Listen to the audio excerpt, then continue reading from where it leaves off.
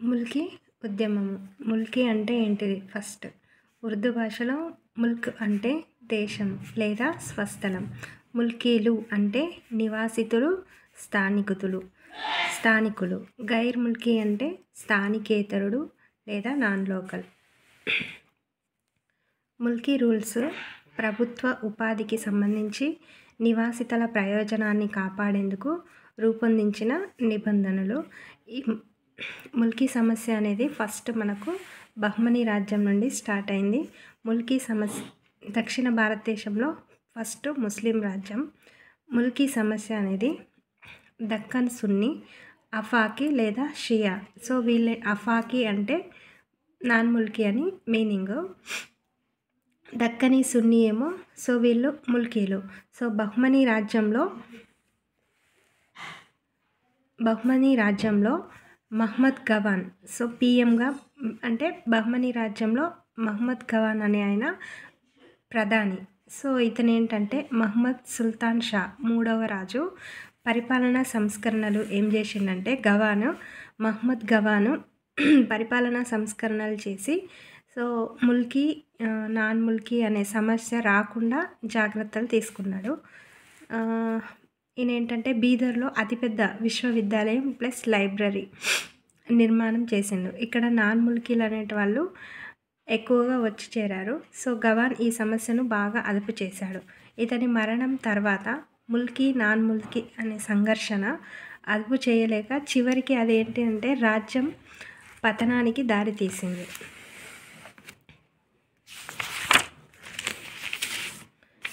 Next Bahmani రాజ్యం తర్వాత కుతుబ్ షాహీలు. బహ్మనీ రాజ్య శిథిలాలపై కుతుబ్ షాహీ ఈ వంశం అనేది అవతరించింది. సో ఇరాన్లోని హందరీ ప్రాంతం నుంచి కుతుబ్ షాహీలు ఇరాన్లోని హందరీ ప్రాంతం నుంచి వచ్చారు. సో వీళ్ళు అఫాకీ అయినప్పటికీ అంటే నాన్ ముల్కీలు అయినప్పటికీ మన తెలంగాణ మాతృభాషను వారి సంస్కృతిని ఆచరించిండ్రు. మరి కొంతమంది రాజులైతే డైరెక్ట్ తెలుగును నేర్చుకున్నారు. సో కొంతమంది రాజులు స్వయంగా తెలుగు నేర్చుకున్నారు. ఇబ్రహీం కూలీ కుతుబ్ షా సో మల్కీబా రాముడిగా కీర్తించబడ్డాడు. సో అద్దంకి గంగాధర్ అనే కవిచేత తెలుగు కావ్యంకి అంకితం పొందిన తొలి ముస్లిం రాజు.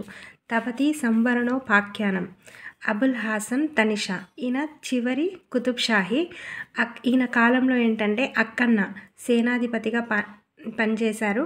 మాదన్న ప్రధాని అంటే దివాన్గా పనిచేశారు. సో ముల్కీ సమస్య అనేది కుతుబ్ షాహీల కాలంలో లేదని చెప్పాలి.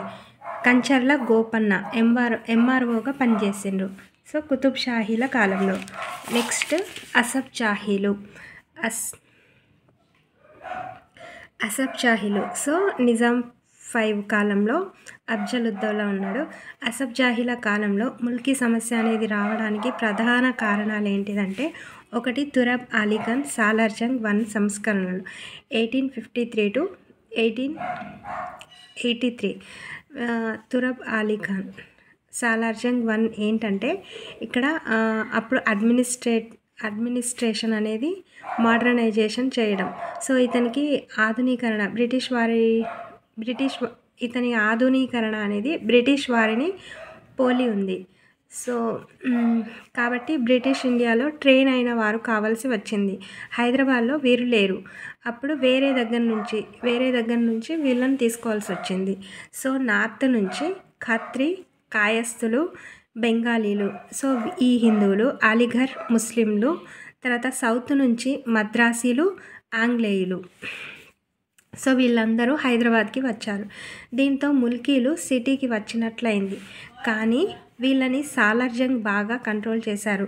వీళ్ళని కేవలం ఉద్యోగులుగానే చూశారు. శాలరీ ఇచ్చేవారు, జాగీర్లు ఇవ్వలేదు. సో ప్రధాని అనుమతి లేనిది నిజాం బ్రిటిష్ రెసిడెన్సీతో కలవలేదు. అనగా సాలార్ జంగ్ 1 ఎప్పుడు ఉద్యోగులుగా ప్లస్ బయట వారిగానే చూసిందన్నారు. అంటే ఓన్లీ ఎంప్లాయీస్ జస్ట్ వస్తారు పోతారు జాబ్ చేసుకుని.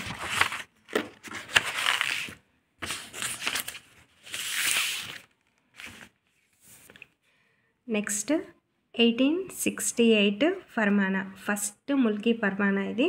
అఫ్జల్ ఉద్దౌలా కాలంలో. ఈ అఫ్జల్ ఉద్దౌలా అన్ని ఉద్యోగాలు ములికీలకే అని ఇందులో ఉంటుంది. ఉర్దూ అధికార భాషగా చేసేందుకు నార్త్ ఇండియా ముస్లిమ్స్ ప్రయత్నించగా సాలార్ జంగ్ తీవ్రంగా వ్యతిరేకించాడు.